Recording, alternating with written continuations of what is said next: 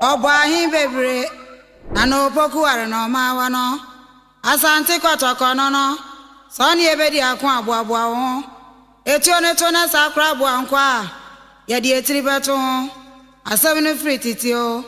efrititio odmankoma ade no yamfa anto de da na efrato odmankoma ba ade oba asante kotoko kofo ennenso ebio sɛdeɛ mpanyin sesa wo wɔ fa ade a wɔde kyerɛ ɛna do nim tonsoso ne de ne gyina ayɛ atwene ano ɛna sɛdeɛ mpanyinfoɔ ta ka no ɔsɛ bɛkɔn ne din fatana na ɛfata no wakono ankasa nana kusi obodum Domeabrahene danso ɛwɔ na fefuo enyinara emu wahene a waba ma Domeabrahene no ayɛ krabɛhwɛ daane da yɛti dwabo a anase yɛti sɛ nipa nyina atwa ahyia na yɛnkoso enkunimdie ni prompromye ɛna daane da na kusi obodum ɛdema na manfo enne ɛkwa we so na mede mo wakɔba ɛde waba Alandu Media so na enne na kusi obodum semenhia ododua ana bako a odanso ewo dodo mu enne so na yemu ye na komapa ene da wo wode ma ne dom ede ma Domeabrahene no enne so wasa ya ade soronko a wode ebede na die na face so wode ama eye na manfo nana kusi obodum awo ye Domeabrahene ebedi ade emfie nkununie na neema anam ne nsa so amma Domeabrahene ne nsa aka no ebro adwene ene entiase so Otumfour Brempong prekope wachese ye wura ni so ade hunu so obeboa ma wu masua edi hini na apagya wasante memu ama ho mpempena de aso Ghana manya na aso eyam pase woni ni wura ni na mo ni so ade hunu eye baako eni nti enne Domeabrahene woni asante maya Brempong ena MP a wowo eye edweso dwaben abato mpesua so ena wadura wo sere kwan aba bechia eye nanano mo no na kyerɛ sɛ ade efe na sɛ wo ya de pa etiti ne ni ntine ena de wo mani munyam ebeta adwumade na chi eno ntine nananom a wo mo aduma kwa abanku ne aduma kwa nifa amukabo mi yechidom onyina de wodo abebo do maba betai won nua bemma won ade nyina nana kusi obodum awoye Domeabrahene eye Morden classroom blogger wasi ede amamata school a ewo Domeabrahene a ene oya amamra ni amane ede ahye school no empanyufo ensam eno na ene yenso so yababi midi ede maame Fozia sese asofo a omoda Methodist asori na no wo Domeabrahene ena afen so asante mantam nyina ene ejuso circuit ena omoda omani munyam ababetai dwumadi na chi a wo moma ohene atenase ena afen so sanse efa education ho ne ntina eye education mpanyifo mo asante mantam mo ena afe eye ejuso dwaben municipality no nyina ede omani munyam ababetai dwumadi no echi na momie nkɔ hwedwumadi ne emra de nkwada eye ene de akanyina ewi a yebe to so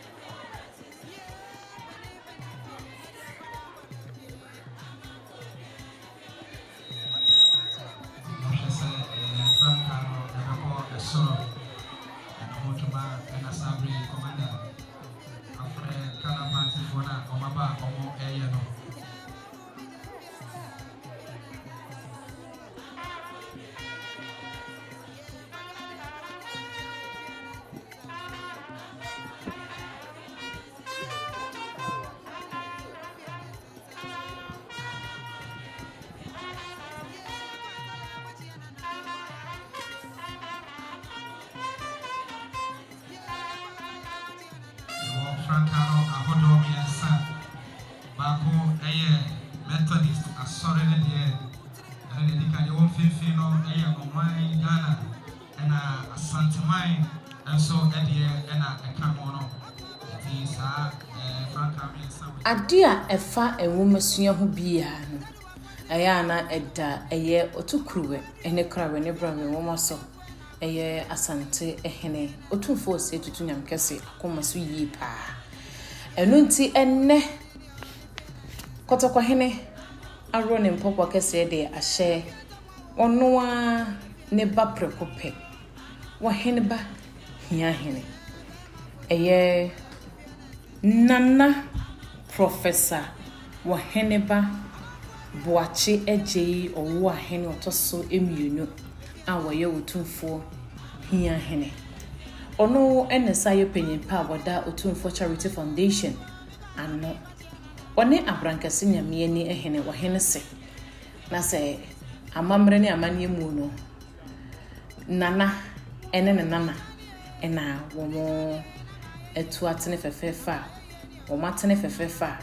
omo babema nana no ma Brempong a Brempongfo wo di kan atena se be mo akwaba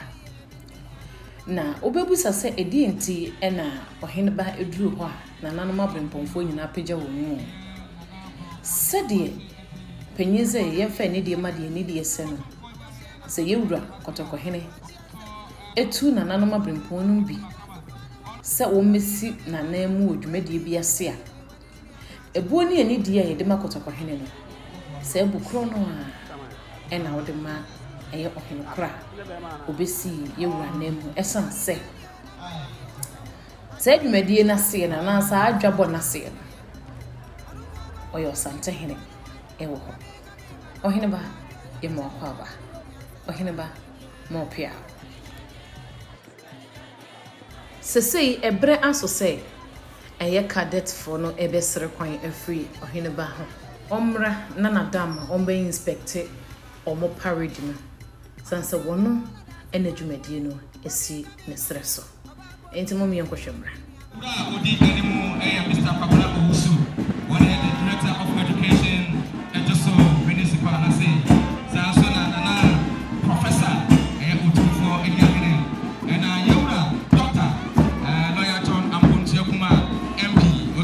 as the Deputy Finance Minister of the Republic of Ghana, and also Ewo Ahase.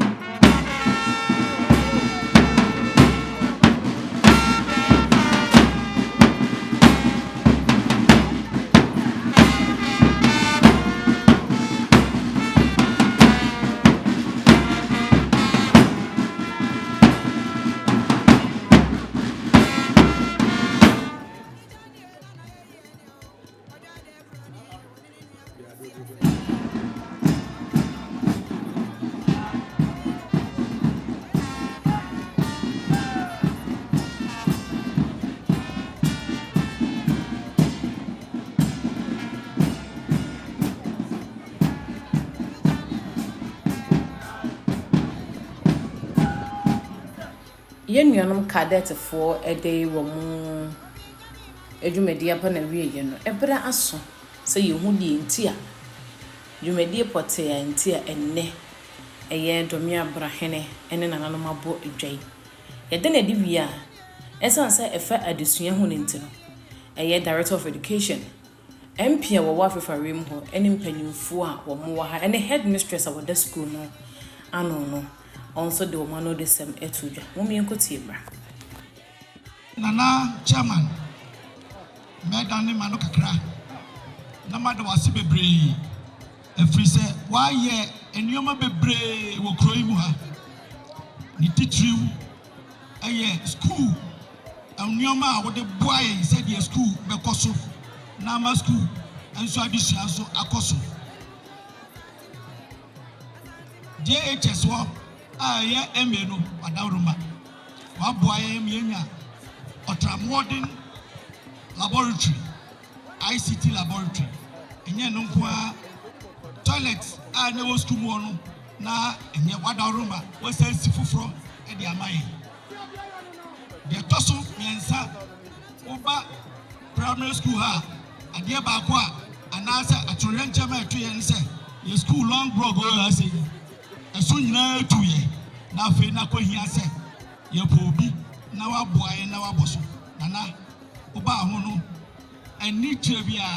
and I would leave a son of boss of Otumfour. No floor, Kaji near any baby, Padaruma, Obaya, no person, Umana Montra, Closa, into Director Mayor, and Obu on your good and no seafood from the Mae, and not Jai. Osasha Bosse, Obesi, Story Building, at the Ama Methodist, Ampa, the Abbey, one said, and I'm about to another trouble, and Babs in another room. Everybody, me who broke Chebia, or Hano Bob, director. Say, another in trouble, what the moment 2 trenches in you. Now, may show now what you mean, Abraham Bashadi. Ampa me by I don't know you see, your boss now what you mean. Anna, and when a mama come a door to door, and when I'm too swa, let me would you make a cry. We never be Amsana, saying, what I hear for bad to say what, command any bread. And the baby I'm in pie, what I say. There be a Yakopoma or some Morden. Not the Awuya, Awaye, and the Abana, with our say. Openyi kwankyerɛfo a wohwɛ nwoma so wɔ asantema mu Dr. William Kwame Amankra Mmarahyɛbadwani a wowɔ adwusomansi ne mu ɔsɔfopanyin a ɔda Methodist asafo ano wɔ Kumasi ne Mpata mu nananom sukuu mpanimfoɔ akyerɛkyerɛfoɔ awofoɔ esukuu mmɔfra ne adɔfoɔ a yɛhyia mu wɔ ha ɛyɛ m'anigye ne ahosɛpɛ sɛ manya saa akwanya yi sɛ memɛka botan nti a ɛne da yɛhyia mu wɔ ha Mrekakra etwamu kono na suku mofra ewe suku mu dodo ye ahanum ni aduosia nwɔtwe na ebrere kɔ nanim no wɔn dodo no kɔ so kɔ nanim ma ekoduru ahanson ne aduonu nan a sese mpo wɔn dodo no ebro saa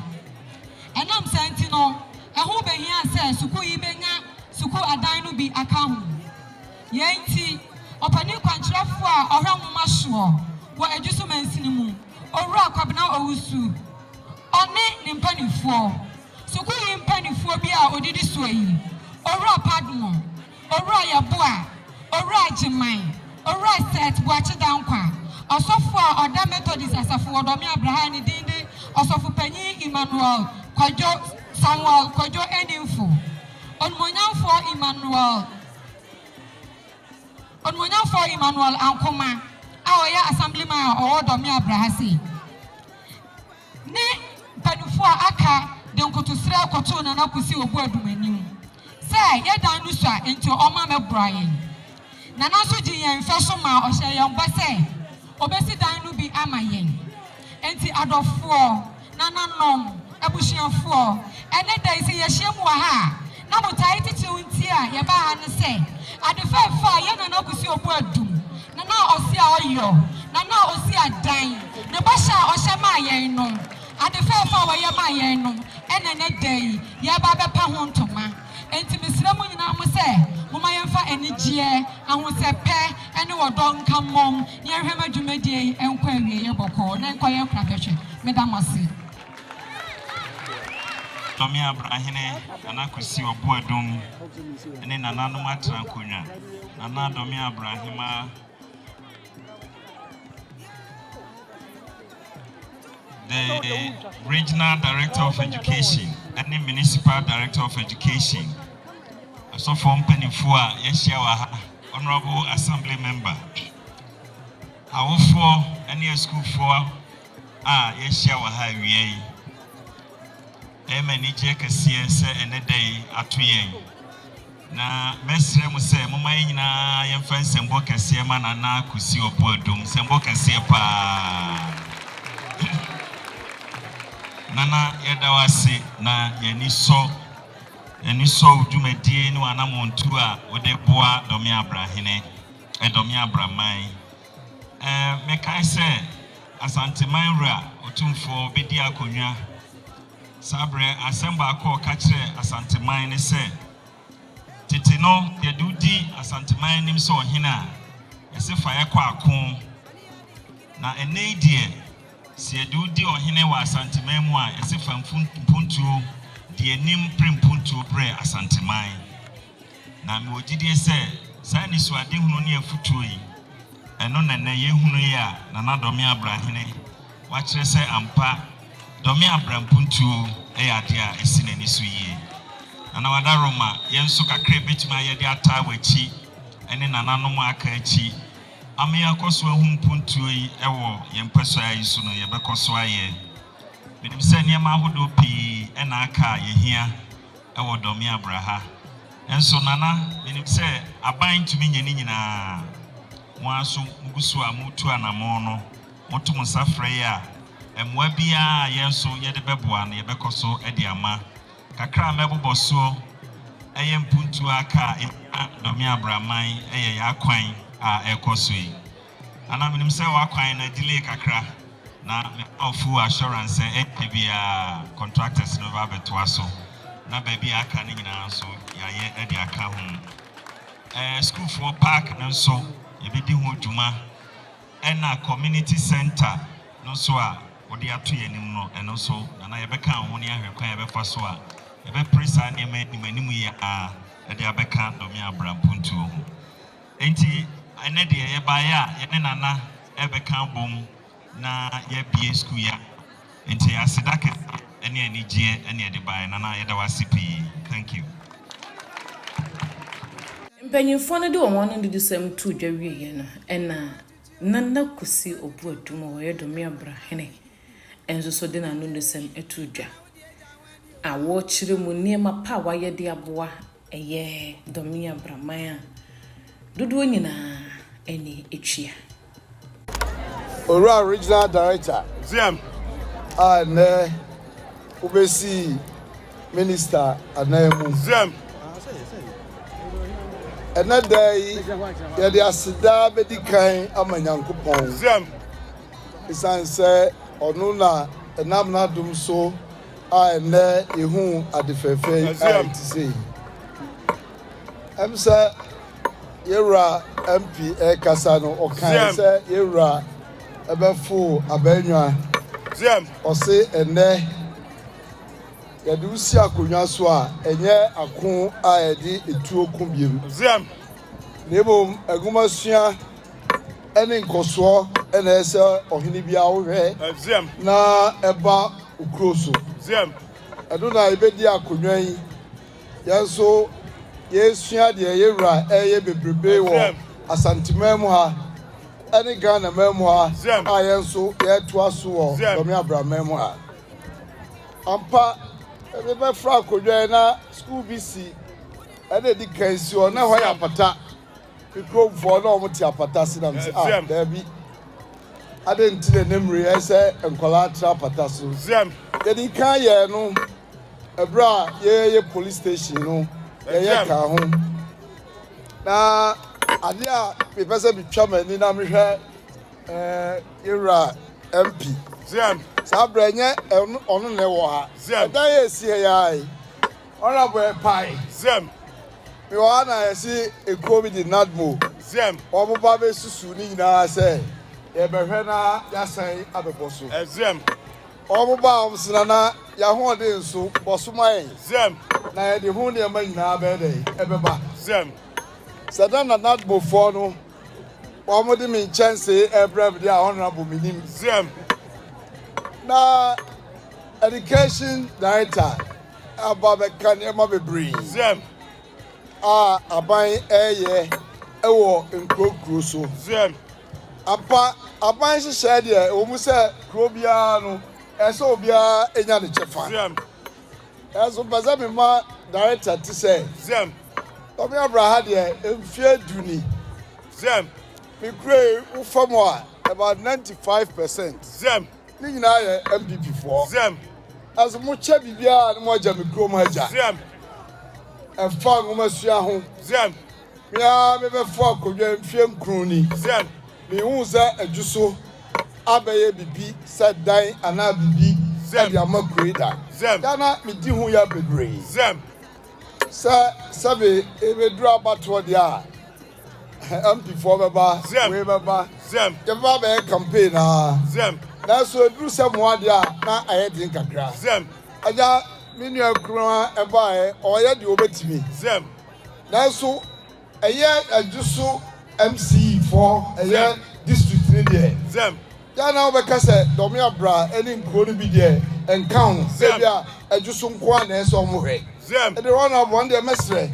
sɛ bɔ mmɔden na ne ɔmo nka no ɔmo sɛ yɛka district a nkuro na ɛhyehyɛ aseɛ nyinaa ɛka ho ɛsɛ akyikyɛ mu a obiara nso etimi nya ne kyɛfa na ɛboa eti yɛayɛ wei kwa bɛn deɛ bɛbɔ ɛho ban yɛsi ndɛ PTA atwam atikyafoɔ de awofoɔ guo a nanka ɛboa ɛgye ntuboa kakra nanka bibi sɛ a yɛde ayɛ no ɛnɛ ne nyinaa yɛtwam education director nka yɛbɛsrɛ sɛ yɛhwɛ sɛ saa nhyehyɛeɛ no yɛbɛpɛ kwa bi a ɛna aban ma obiara ntua school fees deɛ yɛbɛma awofoɔ no so kwan na ɔmatua bibi nketenkete bi na yɛde ato hɔ na sɛ obi tumi yɛ adekyɛdeɛ sɛ de ma na ɛsɛe a yɛnya bi nso de asiesie ɛsiane sɛ mpɛn pii ɛsɛe a wobɛhu na yɛsan akɔ ɔhene no hɔ sɛ ɔno na ɔnyɛ nanso nananom nka sɛbi ɛnyɛ yɛadwuma ɛyɛ dɔ a yɛdɔ ɛwɔ ɛman nti na nananom bebree ɛne me yɛnso yɛboa sɛ yɛbɛboa yɛ kuromfoɔ eti yɛmmoa na yɛn nyinaa yɛntumi nso mpɛ kwae a yɛyɛ wei a yɛbɛtumi nso abɔ ho ban na ɛnsɛe ɛm sɛ me nananom a ɛbɛka anwensɛm ɛde bɔɔ maba so meda mo ase atikyafoɔ ne mpanifoɔ a ɛkasa yɛ nyinaa meda mo ase nanso Domeabrahene ɛnyɛ school nkoa na maya mamo am sɛ bɔ sɛ masia mfie nso ɛfɛ paa so de ama grey amfie no nyame dia ɛnyɛ wo nana magya padeɛ ɛno so yɛ kuro no dia ɛdi a mo ka nneɛma amaya ya ama mo remfi ɛno nso mu ka because ɛno nso afɛ paa eti mpanimfoɔ a mo baeɛ ɛyɛ aseda kanka me nana ɔyeba Otumfour akyia me hene nananom a mote me nkyɛn ɛbɛbɔ mo kyidɔm meda mo ase sɛ nnɛ dɛn mo nyinaa mo asɛ mo ɔdaagye mo aba bɛtena me nkyɛn na yɛdi ɛhyɛ kuro yɛ animonyam ɔyeba hiahe wadaroma yɛwura na musini ɛda wase na honorable nso minim sɛ wo nnwuma dɔɔso so wasene ne nyinaa bishop ɛne ɛgya bishop asɔfo mpanimfoɔ nyinaa meda mo ase sɛ mo nyinaa bɛka me ho na yɛde wei hyɛ kuro yi ɛne nyame animonyam nyame nhyira mo na ɔma obiara ho ban meda mo nyinaa ase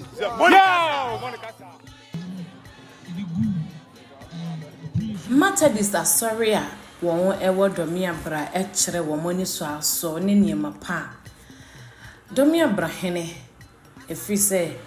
ɛyɛ kɔtɔkɔhene ma ne kwama ne si bibi kyerɛ ne fie nkunu ne nneɛma a wɔayɛ ama Domeabrahene ɛboro adwene ne ntiaseɛ so ɛno nti sɛdeɛ mpanyin sɛ once na wɔnni hwee korɔ ɔkosa ne nsɛm no deɛ sukuu no mpanyinfoɔ ɛne nkwadaa a wɔn ɛgye nteteeɛ wɔn so ɛda wɔ dɔ ɛde akyerɛ ɛyɛ wɔn ɛhene prekopɛ ɛno no ɛno ɛne yɛhu sɛ wɔn apɔtɔgu kɔtɔ ɛyɛ pɔtɔ kasa mu a ɛfrɛ no citation a wɔn ɛde ɛma wɔn hene wɔn adeɛ nyinaa nana kusi obodum ɛkyerɛ wɔn ani so a asɔ ho na owia chairman of the occasion ɛyɛ nana professor ɔwɔ hene a ɔtɔ so mmienu ɛde nano de sɛ ɛbɛto dɛ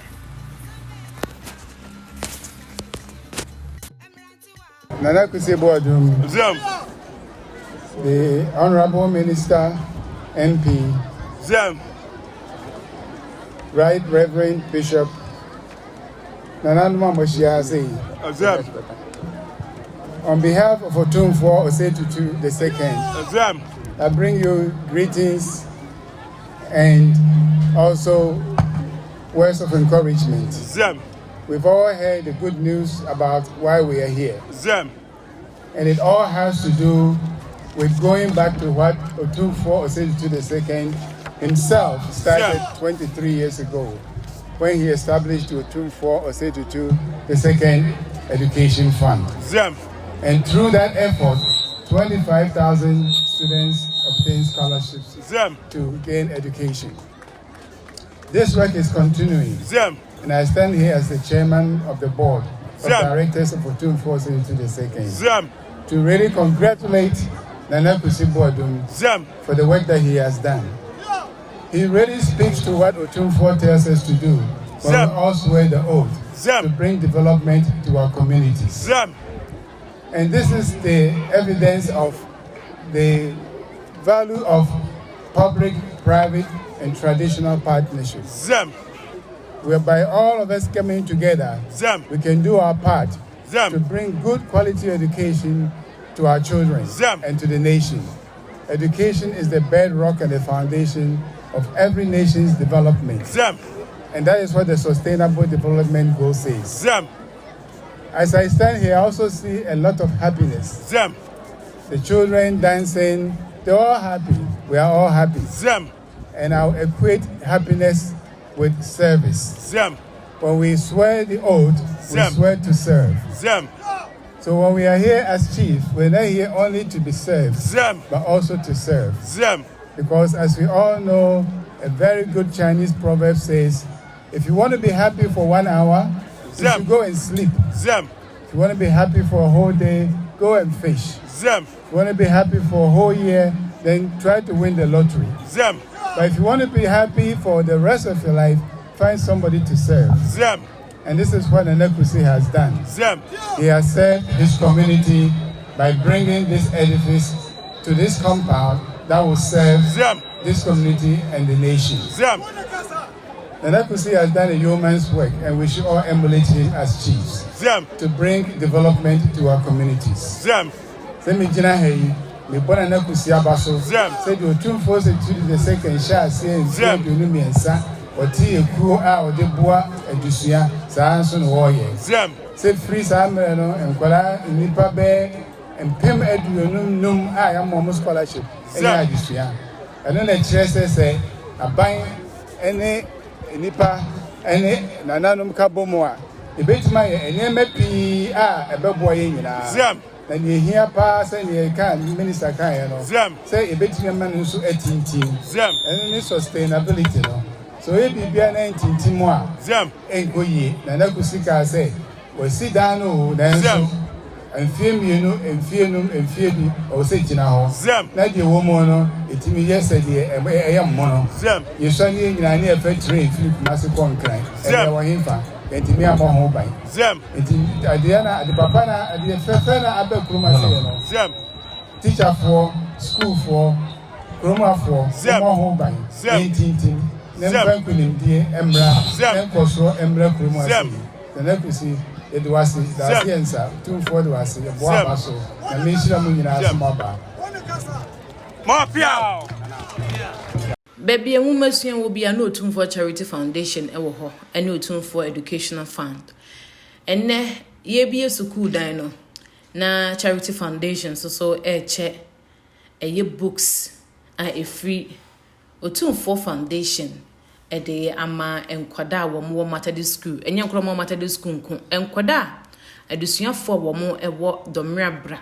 nyina ne yebeche books no ede ama wo mo esanse bosumi ya mu ene otwede mponyankopon ne nananom ede wotukuruwe krawe ni brawe mo maso Otumfour wo se tutu abebio ede ne cha asanteman no emfie aduonu ennanie enu nti enwumasua da na komaso na baby enwumasua wo bia ye wura wo ho nti no ene nso so ye hu se aye Otumfour Charity Foundation so eduru eye Domeabrahene empia wono wodwoso ena afenso heneba hia hene ene bafo ankobia hene ye Otumfour ankobia hene ene oba fefa wono so eye dwamtene ne edema Otumfour Charity Foundation eno nti books aye chama ankwada no eno bi ne kurekura ankwada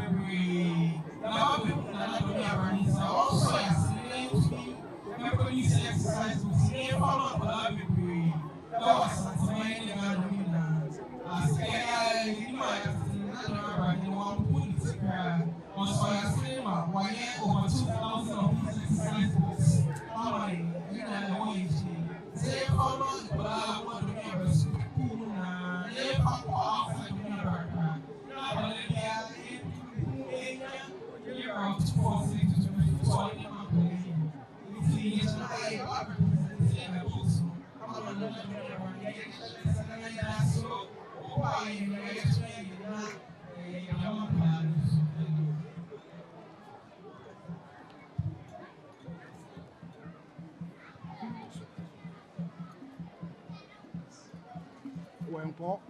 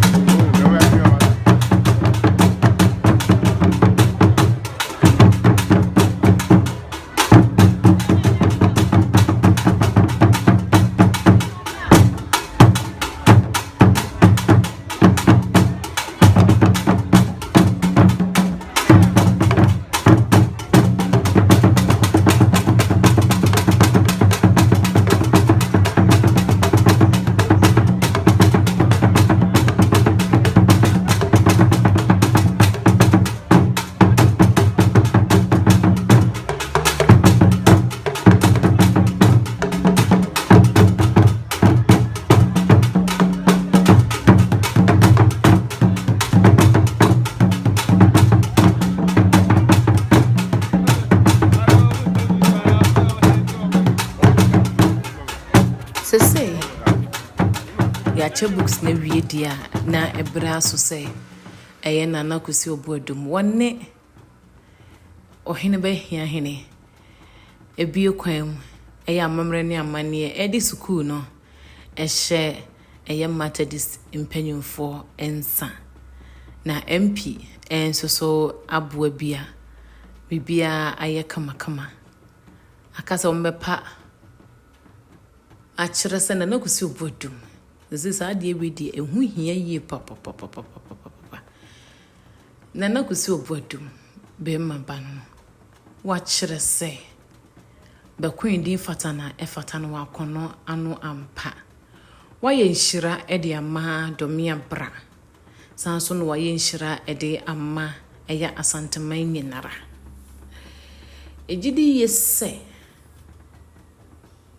wahenie be ya kono wahenie be ye fe emfie mu ni mfie so emfie mu eni emfie so wahene wonkoso na kusi obodum wonkoso tipe so da ye pa wonkoso akoma pa odwene wa manfo ho wonkoso enhira efiri osuru mu surufiri na nanom honom ena Domeabrahene ne Methodism asafo ne nyina esre ede amawo sede Domeabrahene sida wa koma so no sana nyankopon so enyewo de odun sabe so mbia enye nhira emfa emawo sede wodwene wa manfo ho no sanso so no wadofo ennoso ensabone bi ebetena hwe so na ensano nsanna ne nko wonu yakro no eso ohene mo pia ohene wonkaso asantamai enkaso mu ene ejumapa se ya ne no Alandu Media so kai so be subscribe no share ama afofo so enye bi ahwe eno nti se ejumadi ayedi no Alandu Media so wani gho na be so yasene a yes fire hot numbers ne free ebebo odwaton de hu de hu ama ama niema nyina akoye edas